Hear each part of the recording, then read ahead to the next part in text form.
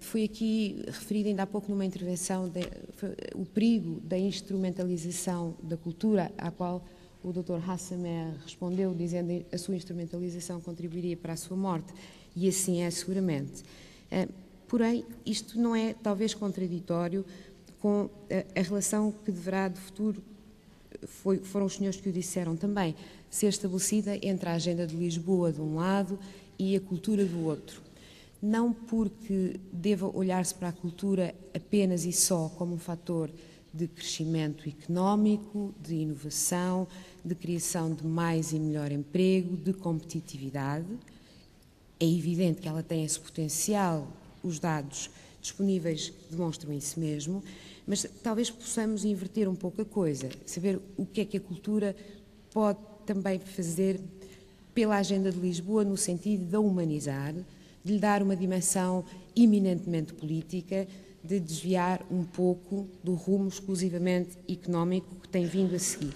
E este debate que os senhores promoveram é especialmente oportuno, dado que justamente por esta altura se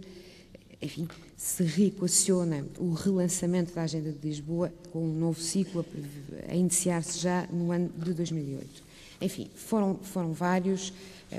as propostas, algumas delas inovadoras, e permitir-me citar só 2 ou 3.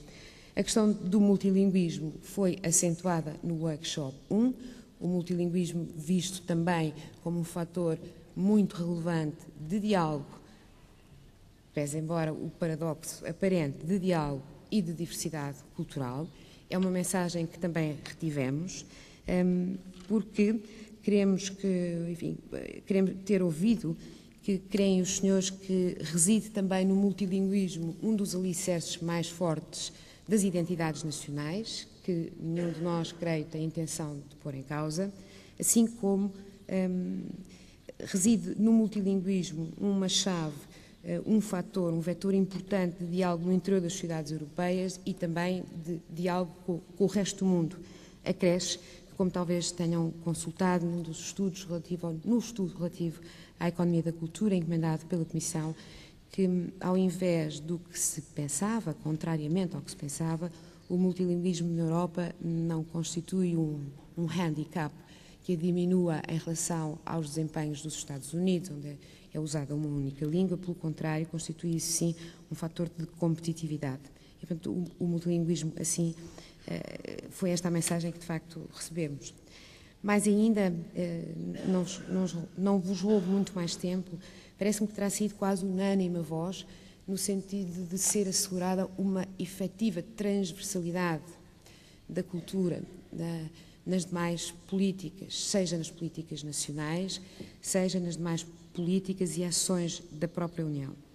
Foi anunciado pela Comissão que, para esse efeito, já terá criado um grupo interserviços, no sentido, talvez, de avaliar os impactos culturais das demais políticas que leva a cabo. Creio que este é um desafio que é lançado aos Estados-membros, se no plano da Comissão, a instituição que apresenta as propostas legislativas, essa transversalidade vai agora começar a ser assegurada. Também, do ponto de vista estritamente interno, creio que teremos que lançar mão da criatividade para que essa mesma transversalidade aqui seja assegurada. Transversalidade, coerência, a cultura no coração, como dizia o Dr. Hassamer, a cultura no coração das demais políticas, por ser o desenvolvimento da personalidade humana, o bem-estar do ser humano, finalmente, a causa primeira e, porventura, última de toda a ação pública. Houve, enfim, entre muitas outras, mas houve talvez 2 ou 3 propostas que talvez valha a pena sublinhar aqui e recordar, assim, a respeito da economia da cultura ou das indústrias criativas. Disseram-se coisas muitíssimo surpreendentes, muitíssimo interessantes, sobre as quais haverá que refletir, que é o eu do futuro, mas uma das propostas feitas, por exemplo, foi a de se associar definitivamente e de forma muito mais evidente a atividade cultural à investigação científica, pelo facto de se potenciarem uma e outra, e porventura, quem sabe se não seria útil que, à semelhança do que já existe, do que existem estímulos provenientes do Programa Quadro de Investigação e Desenvolvimento, que associam a empresa à universidade. Quem sabe se não haveria a maior vantagem em associar a empresa aos criadores, a empresa aos artistas, posto que o investigador é tão útil à atividade empresarial como foram os senhores que o disseram, o autor, o criador, o artista, o intérprete, por tudo aquilo que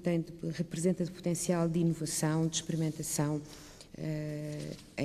enfim, de coisas boas. Mais ainda creio que não terá sido a primeira vez que o assunto foi referido, creio já ter ouvido isto anteriormente, mas foi também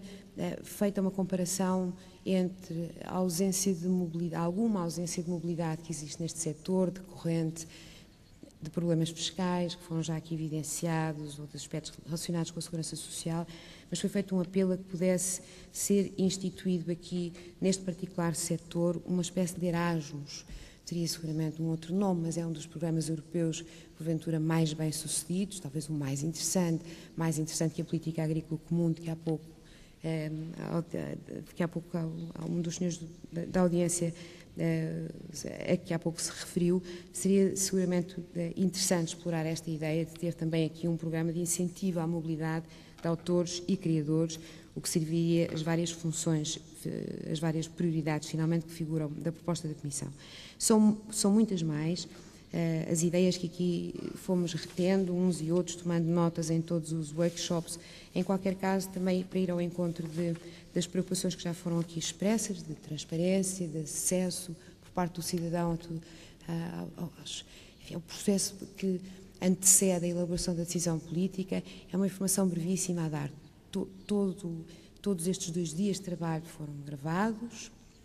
as sessões plenárias foram filmadas e, portanto, dentro em pouco, creio que estaremos em condições de disponibilizar todas as intervenções, se os senhores nisso concordarem, sem violação de propriedade intelectual, claro está, mas estaremos em condições, sim, de disponibilizar a riqueza dos debates que aqui foram travados. Muito obrigada, Cris.